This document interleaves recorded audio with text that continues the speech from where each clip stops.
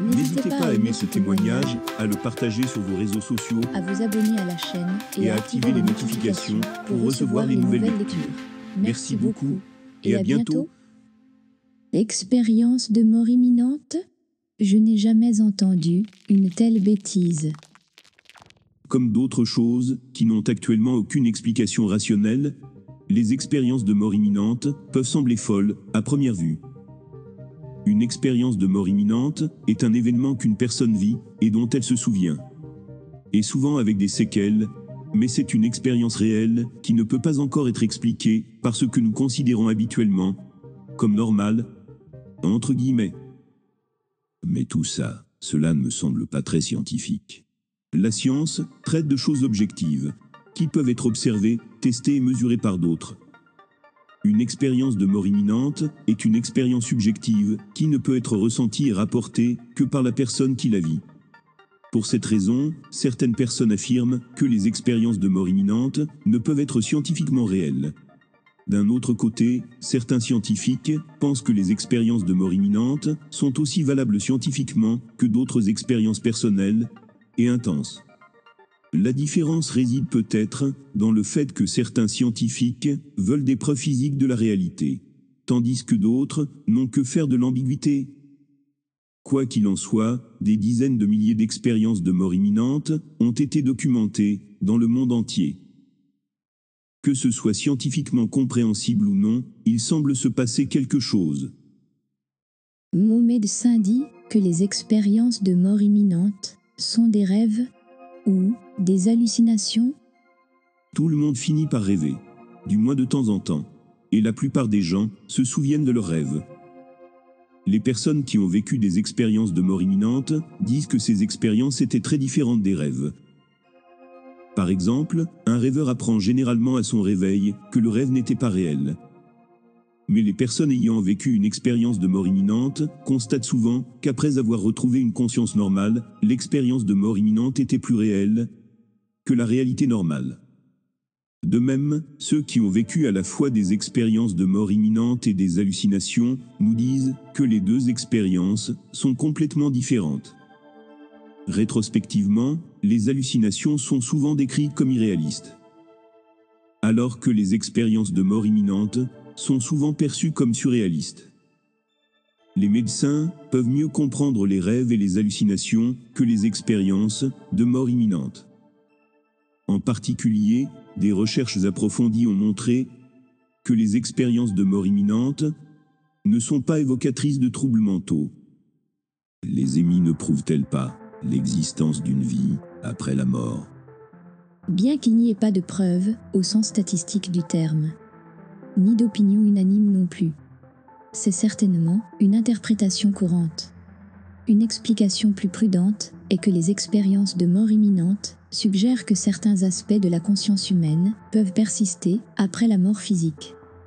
À l'heure actuelle, il n'existe aucun moyen de prouver que ces spéculations sont vraies.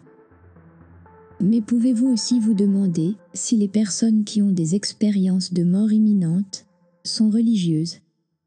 Les personnes qui rapportent des expériences de mort imminente ne sont ni meilleures ni pires, ni plus religieuses que la population générale. Les personnes ayant vécu une expérience de mort imminente sont issues de divers milieux religieux. Même parmi les agnostiques et les athées, l'expérience semble avoir plus à voir avec la vie ultérieure de la personne qu'avec sa vie antérieure. En outre, les émis se produisent chez les adultes et les enfants.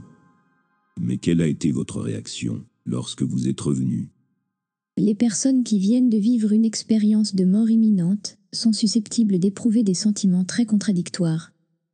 Certaines peuvent exprimer de la colère ou de la tristesse, peut-être d'avoir été réanimées, tandis que d'autres peuvent exprimer du soulagement. Vous vous demandez s'il existe d'autres réactions typiques? Oui. Par exemple, l'anxiété que l'expérience de mort imminente puisse indiquer un trouble mental. Désorientation, car la réalité a changé. Se sentir euphorique, spécial ou privilégié. Et le retrait et la réflexion. La plupart des personnes ayant vécu une expérience de mort imminente rapportent des changements après leur expérience. Ces changements sont nombreux. Ils peuvent se produire sur le plan physique, psychologique ou spirituel. Il peut être très difficile, voire impossible, pour les personnes ayant vécu une expérience émise, de les expliquer. Ces changements reflètent un changement ou évolution fondamentale de l'idée de ce que représente la vie pour ceux qui ont vécu de telles expériences. Mais c'est quoi une expérience de mort imminente ? Une expérience de mort imminente est une expérience subjective spécifique rapportée par une minorité de personnes après une expérience de mort imminente. Dans une expérience de mort imminente, une personne est cliniquement morte, proche de la mort, ou dans un état de mort probable ou attendu. Il peut s'agir d'une maladie ou d'une blessure grave, comme un accident de voiture, un combat, un accouchement ou une tentative de suicide. Des personnes se trouvant dans des situations extrêmes telles qu'un deuil profond, une méditation profonde ou un effort physique extrême, ainsi que des personnes menant une vie normale, ont décrit des expériences de mort imminente, même si la mort n'est pas imminente.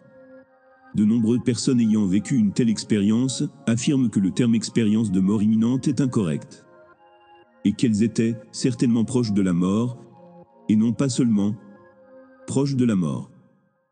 Si vous voyez ce que je veux dire.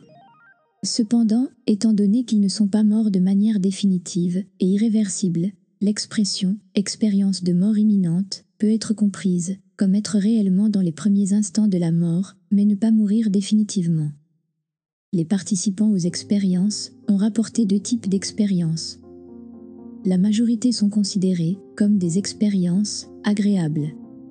Ces expériences comprennent principalement des sentiments d'amour, de joie, de paix et de bonheur. Un petit nombre de personnes ayant vécu une expérience de mort imminente ont vécu des expériences douloureuses. Ces expériences sont généralement accompagnées de sentiments de peur, de terreur, de colère, d'isolement et de culpabilité. Dans les deux types d'expériences, il est souvent affirmé que l'expérience était hyper-réelle et plus réelle que la vie sur Terre. Les émis agréables ou classiques comportent généralement 4 phases qui se déroulent dans un ordre précis. Cependant, chaque témoignage est unique. Elles peuvent se produire dans n'importe quelle combinaison et dans n'importe quel ordre. En outre, chaque phase peut se chevaucher et sembler se produire simultanément. 2 personnes décrivant la même phase générale expliqueront les différences dans leurs expériences.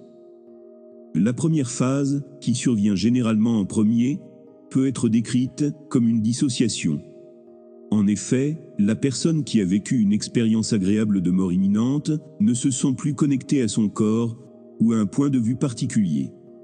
Elle ne voit, n'entend ou ne ressent rien en particulier et elle devient insensible et complètement calme.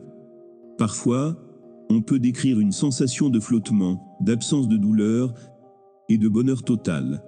Dans la phase naturaliste, l'expérienceur décrit percevoir l'environnement naturel. Généralement son corps et son environnement et d'un point de vue extérieur. On dit souvent que ces personnes sont inhabituellement vivantes ou réalistes.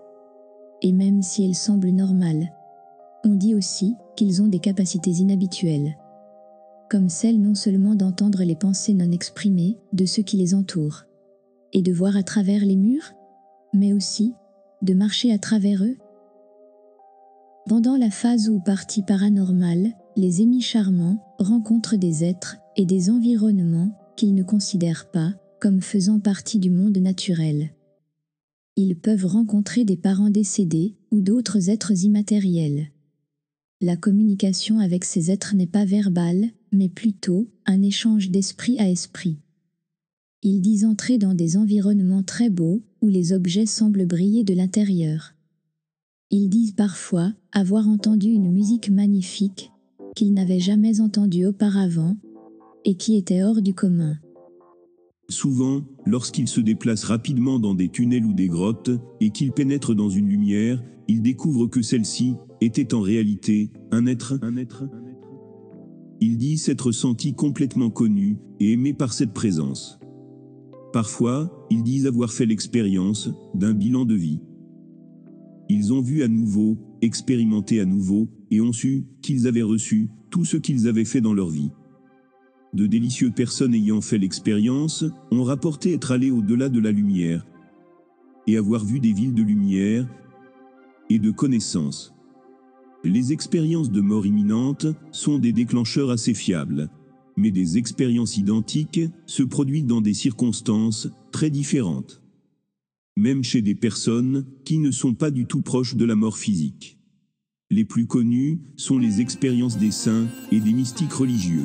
La prière et la méditation profonde peuvent produire des événements similaires à des émis, ainsi que d'autres états modifiés de conscience, sans que la personne soit proche de la mort physique. N'hésitez pas à aimer ce témoignage, à le partager sur vos réseaux sociaux, à vous abonner à la chaîne et à activer les notifications pour recevoir les nouvelles lectures. Merci beaucoup et à bientôt.